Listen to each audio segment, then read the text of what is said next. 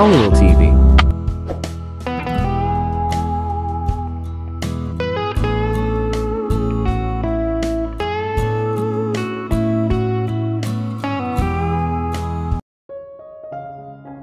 Umupo ako sa sarili kong sulok ng jet, pinagmamasdan ang boss ko, no, ex-boss, nagbibilang ng pera at inaayos ito ng maayos sa isang briefcase. What in the world ang ginagawa niya sa ganoong halaga ng pera? Ito ay hindi bababa sa 10 milyon, sa palagay ko. Dahil napuno na ng pera ang isa pang briefcase hanggang sa brim. Nakakagulat kung gaano siya kayaman, at isipin na hindi niya natapos ang kanyang pag-aaral. Nagring ang phone niya at kinuha niya ito. Ang kanyang pag-uusap ay hindi sa Ingles, hindi rin sa Italyano. Parang Russian. Panay ang tingin niya sa akin at hindi ako komportable. Naiinis lang ako kapag pinagtitinginan ako ng mga tao ng ganyan. Para ma-distract ang sarili ko, tumingin ako sa mga ulap. Ano ang dapat kong asahan pag uwi ko? Will Alex and I still be in contact? Alam ko na hindi na ako magtatrabaho para sa kanya dahil hindi ako papayagan ni Mommy na umalis sa tabi niya. Heck, she'll freak out. Where's she now? What about Diana and Kenny? I know they're worried sick about me considering na hindi ko ipinaalam sa kanila kung saan ako nagpunta. Sa totoo lang, hindi ko man lang naihanda ang sarili ko. Ang lahat ng ito ay nag-aalala sa akin. I think it's gonna be better kung lumipat na lang ako sa Ohio. Para makalimutan ang lahat. When we arrive you'd officially stop being my employee. Babalik ka sa iyong pamilya at mga kaibigan. Magiging ligtas ka, huwag kang mag-alala. Never let anyone know you ever had an encounter with me. You're act as if you've never even heard of me. Ipagpatuloy mo ang iyong pag-aaral at kapag natapos ka na, siguraduhing may trabaho sa Mina Tyler Corporation. Narinig kong sabi niya and it broken my heart. Alam ko na hindi na ako magtatrabaho ulit para sa kanya, pero nadurog ang puso ko nang marinig ko talaga ang sinabi niya. Alam kong bakit, kasi all this while he'd been considering me only as an employee. Gusto na rin niyang kalimutan ko ang lahat. About the fact na lagi niya akong hinahalikan. Tungkol sa katotohanan na mahal ko siya. Here's a new phone in case Diana asked. She and your cousin, Kenny, know you're in Ohio. Keep up with that story. The person behind the kidnap of Grace has been taken care of. Just go back to your normal life. He ended his speech, handing me a brand new phone. Medyo naningkit ang mata ko sa mga nangyayari. Alam kong nakakabaliw na binibigyan niya ako ng kalayaan, at medyo nagagalit ako dahil nakuha kong masanay sa buhay kasama siya. It's totally insane. Hindi ko maiwasang hindi maramdaman, hindi ko nga alam kung anong nararamdaman ko. Alam mo yung feeling na hindi mo alam yung nararamdaman mo. At alam mong walang nakakaalam ng nararamdaman mo, pero alam mong nararamdaman mo ang nararamdaman mo. Oo, ganun ang nararamdaman ko. Dahan-dahan kong kinuha ang phone at tumango. Ayokong magsalita dahil alam kong masasaktan ako. Sa natitirang bahagi ng biyahe, tumingin ako sa bintana at sinubukang pigilan ang mga luha ko. So this is a goodbye? It definitely is. Dear heart, please don't shatter right now, or at least, right here. Natulala ako sa sarili kong pag-iisip ng mga oras na hindi ko napansin na malapit na pala kaming bumaba. Hindi ko man lang narinig na sinabihan kami ng hostess to fasten our seatbelts. Si Alex ang tumayo sa kinauupuan niya at tinulungan akong magsuot ng seatbelt. Nakatingin siya sa mga mata ko, habang ikinakabit iyon at hindi mo ako masisisi kung may luhang tumulo. Mamimiss ko ang napakagwapong mukha niya. Naglabas siya ng panyo at pinunasan ang mga luha ko. Magiging maayos din ang lahat. And with that, bumalik siya sa upuan niya, naiwan sa akin ang panyo. Pakiramdam ko dinudurog ang diwa at puso ko sa lahat ng nangyayari. Ako ang sabik na bumalik sa aking pamilya, kaya bakit ngayon ay napakalinang pakiramdam? So wrong. Siguro dapat nagstay na lang ako sa Italy. Naging normal ang lahat. Nang matapos kami sa airport, napansin kong iba ang direksyon ng sasakyan mula sa bahay ko. Hindi ito ang daan papunta sa bahay ko, Mr. Romano. Tumingin siya sa akin at alam kong dahil Mr. Romano. I thought it would better to call him like that since he only considered me as an employee, which by the way, hurt so much. Yeah, may importante akong transaksyon sa negosyo ngayon, at hindi kita papayagang umuwi ng mag-isa, kaya kailangan mo na lang akong samahan sa warehouse at mula doon, I'll take you home. Sabi niya na parang automatic na alam ko na ang mga plano niya. At least, tatanungin niya sana ako kung okay lang ba ako. Ngunit hindi, lahat ay kailangang manatili sa mga plano ni Alexander Mochino Romano. Tahimik ang biyahe sa kotse at tumagal ng halos 20 minuto hanggang sa huminto kami sa harap ng isang warehouse. I expected na sasabihin niya na hintayin ko siya sa kotse, pero sinabi niya na sundan ko siya. And like the respectful girl I am, ginawa ko ang sinabi. May mga armadong lalaki sa paligid. Nakasuot sila ng facial mask at mukhang napakalaki. How in the world na may nakilala akong lalaking kasing delikado ni Alexander?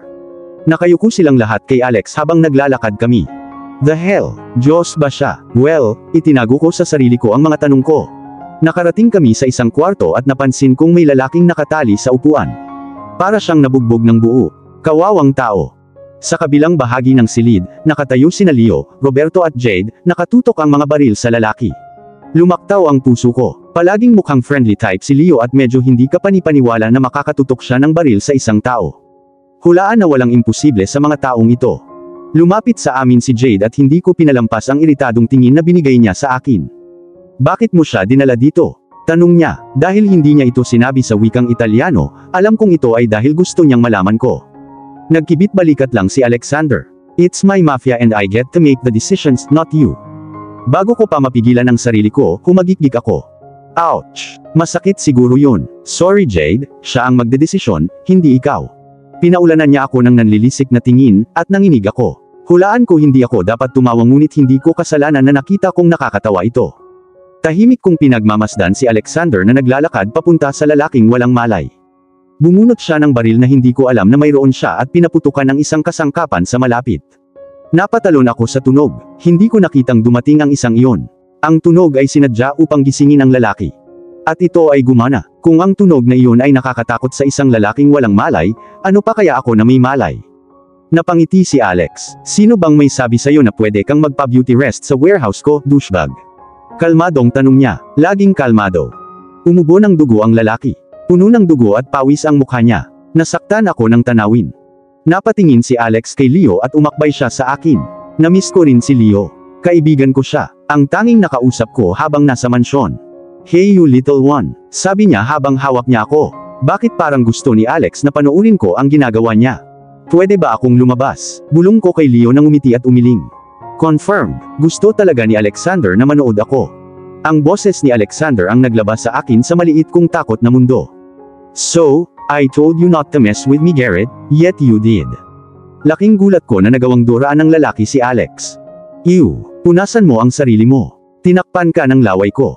Lakas loob niyang sabi. Paano siya naging matapang sa sobrang sakit? Humalakhak si Alexander at naglabas ng isa pang panyo. Sino ang naglalakad na may higit sa isang panyo? Kumbaga, ginagawa ni Mr. Perfect. Naglinis siya ng sarili at naglabas ng pocket knife. Alam mo Montalvo, I hate using guns on people. It's a fast way to die. I usually prefer watching them suffer in pain before they die. Ang pangalan ay tumunog sa aking ulo. Garrett Montalvo, yung lalaking kumidnap kay mommy. No wonder kung bakit gusto ni Alexander na panoorin ko ito. Gulat kong pinanood kung paano dahan-dahang nagpasok ng kutsilyo si Alex sa mga braso ni Garrett. Napasigaw ang lalaki sa sakit. May karapatan siyang sumigaw ng ganoon. Dahan-dahan niyang hinila ang kutsilyo pababa, napunit ang braso ng lalaki. Walang katapusang bumulwak ang dugo.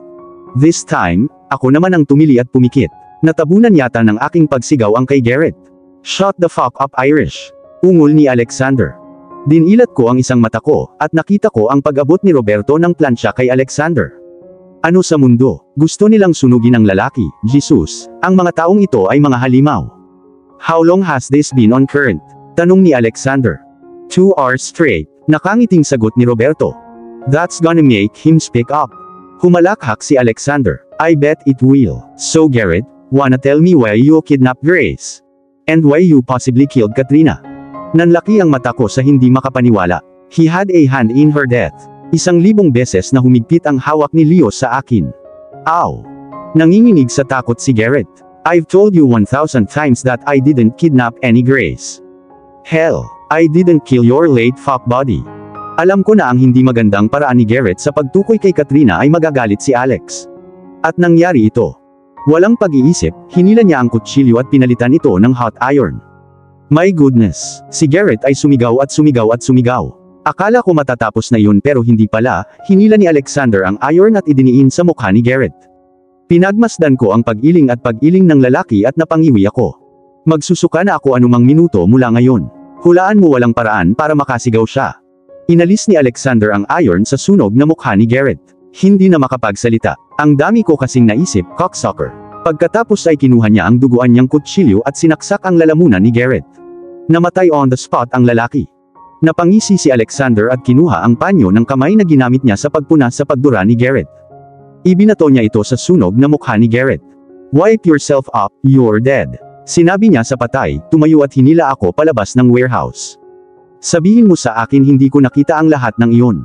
Bago kami sumakay sa kotse, nagsalita si Alexander. "Gusto kong makita mo iyon. Para malaman mong ligtas ka at iyon ang mangyayari sa sinumang magtangkang saktan ka." Sabi niya at kahit anong pilit kong pigilin ay lumabas lahat ng nasa tiyan ko. Napasok ako sa harapan niya, nakaramdam ako ng matinding sakit sa nasaksihan ko. Sa kabilang banda, si Alexander. Mas itinulak ko ang sarili ko sa matamis at masikip na pagkababae ni Jade. Gusto kong kumbinsihin ang sarili ko na ang nasa ilalim ko ay si Irish. Fuck it, hindi ko makakalimutan ang lahat ng sinabi sa akin ng mami niya noong ibinaba ko siya. "Salamat sa tulong Mr. Mochino, ngunit isa kang masamang tao. Isang nakakakilabot na tao." Lumalim ako, mas mahirap, mas mabilis. Napasigaw si Jade sa sarap. May utang sa akin si Irish at ito lang ang naisip kong paraan para parusahan siya. Fuck Jade, walang sense. Fuck her hanggang sa maramdaman kong kinukuha ko si Irish. Simula nang halikan ko siya, imposibleng makatulog ng walang wet dreams. Delikado kang tao at malayo ang mundo mo sa anak ko. Bakit mo siya isinali sa gulo ng buhay mo? Arg. Alex, just like that. More dick please. Yeah. Oh. Patuloy na umuungol si Jade at pinaniwalaan ko na si Irish iyon. Gusto ko siyang parusahan sa lahat ng sinabi ng mami niya sa akin. Hinugot ko si Jade at pinaupo siya sa pagkakadapa, ang malaking puwitan niya sa harap ng aking pagkalalaki. Walang pag-iisip ng 2 beses, hinampas ko siya at napasigaw ng malakas. "Fuck Alex. You're so damn good. The best I've ever had." Arg. Harder. Mas malakas akong humampas. "Irish, napakasarap ng pakiramdam mo sa akin. Ayokong madagdagan pa ang gulo ng anak ko dahil sa'yo. Inilagay mo sa panganib ang buhay niya. Nagawa mo na ang tanging bagay na magaling ka. Nakakasakit ng mga tao." Hindi ko maalis sa isip ko ang masasakit na tingin sa mukha ni Irish, nang magsalita ang mami niya. Hindi siya masaya. "Grace fucking hurt my girl's feelings." Pinagpatuloy ko ang paghampas kay Jade. Please Alex. It's getting too much. Slow down." At bilang kanyang ina, hinihiling ko na layuan mo siya. Lumayo ka sa Irish ko. Walang lugar para sa isang tulad mo sa kanyang mundo. Hindi ka bagay sa aking little girl. Hindi ko na kayang ipasa ang parusa niya kay Jade. With one last thrust, I came and with Jade screaming, alam kong dumating din siya. "Fuck it. I need to have you Irish. At kailangan kitang makuha sa lalong madaling panahon. Fuck kahit anong sabihin ng mami mo." Sa kabilang banda, si Irish. Nadurog ang puso ko nang makitang umiiyak si mami. Ngunit mas masahol pa ang pakikinig sa kanya na sabihin kay Alexander na hindi siya magiging sapat para sa akin. I mean, it's bad enough na ang dami na niyang pinagdaanan sa buhay. Totoo, siya ang dahilan ng aming kasalukuyang suliranin, ngunit nakita kong pilit niya kaming inaalis dito. Nakita ko siyang sumubok at nangako na paprotektahan niya ako. Alam ko na sa kaibuturan ng halimaw ay nakita ng lahat si Alexander, siya ay isang mabuting tao at ang kanyang kaawa-awang puso ay nagmamakaawa na mahalin. "Hindi mo siya dapat kinausap ng ganyan, ma'am." Mahinahon kong sabi ng pakawalan niya ako sa bear hug. To be honest, I expected to tell her I miss her and all, kaya nabigla kaming dalawa nung sinabi ko yun. Isang masakit na tingin ang sumilay sa kanyang mga mata at isang luha ang lumabas. "Sweetheart, is that all you can say to me? I'm your mom and it's not my fault if I worry sick about you. I just want you to be safe. I don't want you mingle with people of his status." Sabi niya, humihikbi. Ngunit gayon paman. Nagalit ako sa sarili ko. Bakit ang puso ko ang nag-iisip, sa halip na ang isip ko? Tama si Mommy. Lahat ng sinasabi niya ay para sa ikabubuti ko. "I know Mom. I know you only want the best for me. I missed you so much Mom. Tell me everything that happened." Hinawakan niya ang aking mukha sa kanyang mainit na mga kamay at tumingin sa aking mga mata, buong pagmamahal. Namiss ko siya ng sobra. Namiss yung luto niya, yung bonding time namin, yung warm blue eyes niya. Lahat. Namiss ko lahat ng tungkol sa mommy ko. Mamaya ko na sasabihin sa'yo ang lahat. Sa ngayon, gusto ko lang mag-shower ka na, kasi hindi ko alam kung anong ginagawa sa'yo ng lalaking yun, tapos bumaba ka na at kumain ng hapunan. Tatawagan ko sina Kenny at Diana para ipaalam sa kanila na nakabalik ka na. Sabi niya habang nagpupunas ng luha. Pinunasan ko na rin ang sa akin, tumango at pumunta sa kwarto ko. Pagkasara ko ng pinto, tumingin ako sa paligid, my room was spotless. Oh roomy room, don't think I didn't miss you too. I missed you so much. Malakas na sabi ko habang pabagsak akong humiga sa kama. I miss you too Mr. Black. Iniisip ko kung paano ko kakayanin kung hindi mo nakikita ang iyong gwapong mayabang. Lalo na ngayong nakasanayan ko na itong makita. Naligo ako at sinuot ang aking pinakamalaking nightgown at flip-flops. Habang iniisip ko ang lahat ng nangyari, alam kong hindi ko masisisi si Mommy sa lahat ng sinabi niya kay Alex. Hindi niya inaasahan na makikita niya ako ngayon. Hell, she wasn't expecting na makikita ako ni Alex. Alam kong ginawa niya ang kanyang personal na pananaliksik at nalaman na si Alexander Mochino ang mismong Alexander Romano. Head ng Italian Mafia, talagang hindi niya kasalanan. Kahit alam kong para sa kaligtasan ko ang ginawa niya, hindi ko maiwasang mag-alala kay Alexander. Nakita ko ang malaking pagbabago sa kilos niya nang kausapin siya ni Mommy sa labas. Mukha siyang malungkot, galit, at inis. Pero higit sa lahat, mukha siyang broken. Sana nandoon ako para i-comfort siya. Napatingin ako sa refleksyon ko. Paano naging ganito ang mga bagay? Kung may nagsabi sa akin 2 buwan na ang nakakaraan na ang lahat ng ito ay mangyayari sa akin, matatawa ako ng gusto, ngunit ang buhay ay hindi palaging tulad ng inaasahan natin. Habang niloloko ni Alexander si Jade, at si Irish ay naghahapunan kasama ang kanyang ina, ang tunay na mastermind ng pagkidnap kay Grace ay nakaupong nagngangalit. Nakita niya kung paano tumingin si Alexander kay Irish. Ang mainit na tingin na lagi niyang binibigay sa little bitch na iyon, si Katrina. You don't deserve to be happy, Romano. Hell, no one who makes you happy deserve to be alive. Sabi ng galit na lalaki sa kanyang sarili habang sinisipsip ang alak sa kanyang baso. May evil na ngisi siya sa mukha. Kaawa-awang Irish, napakawalang muwang tulad ng isa. Bet it's gonna be fun to fuck you hard, pagkatapos ay putulin ang iyong lalamunan. Nakangiti siya habang nakatitig sa mga blankong dingding ng bahay niya. I bet killing you would break that punk's heart even more. It's always fun to watch him suffer. Wait for what's about to fall on you, Romano. Just wait for it, motherfucker. At dito na po, nagtatapos ang part 22 ng ating kwento. Sabay-sabay po nating abangan ang susunod na kabanata. Maraming salamat po. God bless and stay safe.